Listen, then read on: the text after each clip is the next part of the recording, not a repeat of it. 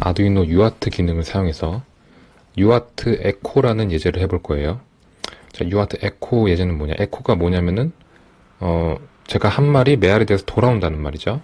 자, 그래서 우리는 아두이노하고 지금 연결된 컴퓨터 사이를 UART 통신을 이용해서 제가 아두이노한테 보낸 데이터를 그냥 그대로 다시 받는 이런 예제를 해볼 거예요. 그러니까 제가 예를 들어서 뭐 C라는 문자를 아두이노한테 보내면 아두이노는 그걸 받자마자 저한테 다시 되돌려주는 거예요. 그래서 저는 C라는 문자를 딱 치는 순간 아두이노를 거쳐서 다시 화면에 이제 보이게 되는 그런 예제가 되겠죠. 자, 이 예제를 해볼 건데, 그러면은 아두이노의 어느 핀이 UART 기능을 제공하냐. 자, 여러분들이 아두이노를 잘 살펴보시면 여기 밑에 우리가 아까 배웠던 TX, RX라고 표시가 딱 돼 있죠. 자, 이제 이게 무슨 핀인지 알겠죠? TX는 데이터를 UART 통신을 이용해서 보내는 부분이고, RX는 받는 부분이죠. 자, 그래서 아두이노 우노 같은 경우에는 이런 UART 기능을 한 개밖에 제공을 안 해줘요. 여기 하나. 조금 부족하긴 한데 아두이노 우노는 이렇게 하나를 제공해 줍니다. 그래서 이 핀을 쓰면 되는데, 자, 우리가 저번 시간에 아까 전에 말했듯이 UART를 하려면은 자, 세 개의 선이 연결이 된다고 했어요. 뭐냐면은 TX, RX 그 두 개가 서로 교차돼서 연결이 돼야 되고, 마지막으로 그라운드가 연결이 돼야 된다 했죠. 자, 그럼 우리는 지금 아두이노하고 컴퓨터하고 UART 통신을 하고 싶은 거잖아요. 그러면은 당연히 컴퓨터하고 RxTX 그라운드의 세 선을 연결을 해줘야 됩니다. 자, 그런데 우리가 지금 아두이노를 USB에 연결해 사용하는 순간 이 세 개의 연결을 추가적인 회로를 만들 필요가 없어요. 자, 왜 그러냐면은 여기 있는 이 RxTX는 내부적으로 여기 USB 여기 핀에 연결이 되어 있습니다. 물론 그라운드도 같이 연결이 되어 있어요. 그래서 우리가 아두이노한테 USB를 연결하는 순간 TX, RX 그라운드가 그냥 자동으로 다 연결이 됩니다. 자, 그렇기 때문에 우리가 만약에 아두이노를 컴퓨터와 지금 연결되어 있는 컴퓨터와 UART 통신을 한다고 하면은 추가적인 회로 구성이 필요 없이 바로 할 수가 있어요. 자, 그럼 이제 직접 코딩을 해볼 텐데, 자, 여기 보시면은 UART 통신을 하기 위해서는 이 연결 관계가 필요하다고 했죠. 그런데 컴퓨터하고 연결되는 순간 이 USB에는 이미 연결하는 순간 이거 4개를 다 충족을 해줘요. 자, 그럼 우리가 추가적으로 설정해야 될 부분은 이제 보드 레이트를 맞춰주는 일밖에 안 남았습니다. 자, 그럼 이제 코딩을 해볼게요. 자, 먼저 전압 변수로 문자형 변수를 하나 만들게요. 캐릭터 변수 C라는 걸 하나 만들게요. 여기 보면은 얘 자료형이 unsigned 캐릭터인데, 이거는 아스키 코드 값을 받기 위해서 이 자료형이어야 되니까 그냥 이렇게 쓰면 돼요. unsigned 캐릭터. 그래서 이제 아두이노가 컴퓨터로부터 받을 문자를 저장할 변수를 하나 만들고, 우리가 아까 전에 말했듯이 이미 이런 연결 관계는 아두이노 안에서 알아서 이미 돼 있어요. USB 연결하는 순간 우리가 맞춰줘야 될 거는 보드 레이트만 맞춰주면 된다고 했어요. 자, 그러니까 셋업에서는 자, 이미 시리얼이라는 함수가 있습니다. 안에 앞에 대문자를 맞춰줘야 돼요. 자, 시리얼이라는 함수 안에는 자, 비긴이라는 거를 셋업에 먼저 해줘야 되는데, 이제 여기서 보드 레이트를 아두이노에서 UART 보드 레이트를 얼마 할 거냐를 정해줘야 되는 거고요. 그래서 저희는 9600으로 할게요. 보드 레이트를. 자, 보드 레이트가 뭐였죠? 보드 레이트가 초당 보내고 받는 그 데이터의 수라고 했죠. 자, 그래서 이 보드 레이트로 대표적으로 쓰는 숫자들이 있어요. 제일 많이 쓰이는 게 막 9600이 있고, 뭐 115,200이 있고, 좀 저도 이거 시리얼 통신을 처음 할 때 여러분들이 시리얼 통신하는 어떤 걸 봐도 9600 보드 레이트를 제일 많이 볼 거예요. 자, 그래서 이걸 처음 보면 좀 의문이 들 수 있어요. 왜 하필 9600인가?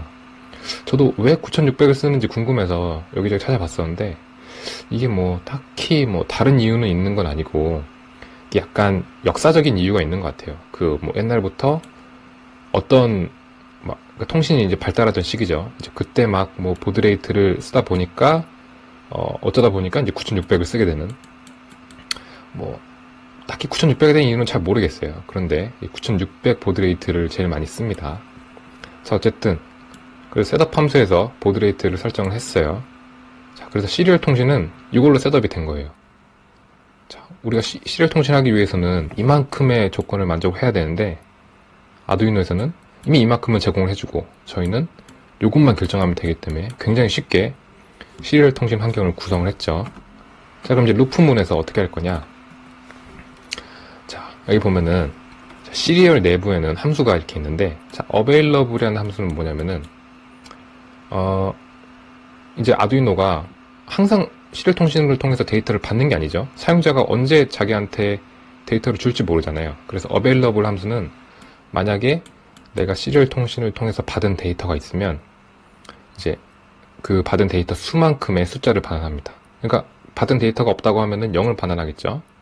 그리고 자, read라는 함수는 당연히 제가 시리얼 통신을 통해서 받은 데이터를 이제 뽑아오는 거고, write는 당연히 이제 tx를 통해서 상대편한테 여기에 있는 데이터를 보내는 거겠죠. 자, 그러면은 먼저 if문을 써서 자, serial available 0. 자, 이렇게 해주면은 이게 뭐냐면은 자, 시리얼로 받은 데이터가 있으면 if문 안에 있는 프로그램을 실행시켜라, 이런 뜻이 되겠죠. 자, 그래서 만약에 내가 받은 데이터가, 아두이노가 받은 데이터가 있다면은 자, 그거를 이제 우리가 아까 전에 전역 변수를 만든 C 변수에다가 자, 저장을 합시다. read를 하면은 받은 데이터를 이제 C에 저장을 하겠죠. 자, 그럼 우리가 하고 싶었던 게 뭐였냐면은 에코 예제했잖아요. 이 받은 데이터를 다시 그 상대방한테 그대로 전달해 주는 거였어요. 자, 그래서 그럼 serial write라는 함수를 써서 받은 데이터를 자, 그대로 보내게 되면 이렇게 하면은 이제 에코 예제가 완성이 되는 거예요. 자, 그러면은 이 프로그램을 업로드를 해볼게요. 자, 그러면 이제 제 컴퓨터와 이 아두이노는 이제 시리얼 통신을 이제 할 수 있는 여건이 된 거예요. 자, 그럼 시리얼 통신을 어떻게 확인하냐? 자, 여기 툴에 보면은 시리얼 모니터라는 게 있어요. 자, 이거를 클릭을 하시고 지금 에러가 발생했네요. 시리얼 모니터. 네. 자, 이 상태에서 한번 자, 여기다가 이제 제가 1을 치고 엔터를 치면은 자, 1이 딱 뜨죠? 자, 이게 지금 제가 친 값이 바로 뜨는 게 아니라 제가 이거를 자, 전송을 하는 순간 그게 아두이노한테 가서 C라는 변수에 저장이 되고 이 C로 다시 write를 해서 저한테 돌아온 거예요. 여기에 뜨는 1은 제가 친 1이 아니라 아두이노를 한번 거치고 온 1이에요. 자, 그걸 또 어떻게 확인할 수가 있냐? 자, 여러분, 자, 아두이노 중간점을 보시면 자, 여기에 LED 두 개가 있는 게 보여요. 자, LED를 잘 보시면은 한쪽은 자, TX, 한쪽은 RX라고 써져 있는 걸 볼 수가 있어요. 자, 얘는 뭐냐면은 만약에 TX나 RX로 데이터가 왔다 갔다 하면은 LED가 이제 빛나는 거예요. 그래서 저희는 이걸로 실제 데이터가 들어오고 나가는지 시각적으로 확인할 수가 있어요. 자, 그러면 정말로 그러는지 확인해 봅시다. 자, 지금 여기 영상에서는 자, 여기 이 부분이에요. 이 부분. 이 부분을 잘 주목을 해보세요. 제가 1을 딱 보냈어요. 1을 딱 보내고 엔터를 딱 치면 자, 보셨어요? 다시 해볼게요. 1 뭐 막 쳐볼게요. 자, 여기 TX, RX가 동시에 번쩍 있는 게 보이죠? 제가 전송을 누르는 순간 이게 뭐냐면은 제가 전송을 누르면은 당연히 제 컴퓨터에 있는 TX가 아두이노의 RX로 이제 들어오겠죠? 그러면서 RX가 먼저 불이 딱 켜져요. 그런데 이게 에코니까 그 값을 다시 TX를 통해서 저한테 보내죠. 그러니까 RX가 켜진과 동시에 TX도 같이 켜지는 거예요. 다시 한번 볼게요. 자, 이렇게 문자를 보내면 TX, RX가 동시에 켜지는 게 보이죠. 사실 동시에 켜지는 것처럼 보이지만 순서상으로는 RX가 먼저 켜지고 그 다음에 TX가 켜지는 거예요. 그래서 지금 여기 있는 값들은 아두이노를 한번 거치고 저한테 다시 돌아오는 값이다 하는 겁니다. 자, 그리고 마지막으로 확인해야 될 게, 우리가 보드레이트를 맞췄다고 했잖아요. 자, 그럼 여기 창에 보시면은 9600 보드레이트로 지금 맞춰져 있으니까 지금 제가 보낸 데이터가 잘 그대로 깨지지 않고 잘 돌아오는 게 보이죠. 자, 그러면 보드레이트를 한번 바꿔볼게요. 예를 들어서 제가 제 컴퓨터 보드레이트 4800으로 바꿔보고, 자, 1이라는 데이터를 보내볼게요. 자, 뭐가 돌아오죠? 전혀 엉뚱한 데이터가 돌아오죠. 자, 이게 서로의 보드레이트가 안 맞다 보니까 받은 데이터가 깨지는 거예요. 전혀 엉뚱한 데이터들이 돌아오는 거예요. 아예 데이터가 안 돌아올 수도 있어요. 그래서 반드시 시리얼 통신을 할 때는, UART 통신을 할 때는 서로 간에 보드레이트를 맞춰줘야지 성공적인 통신을 할 수가 있습니다.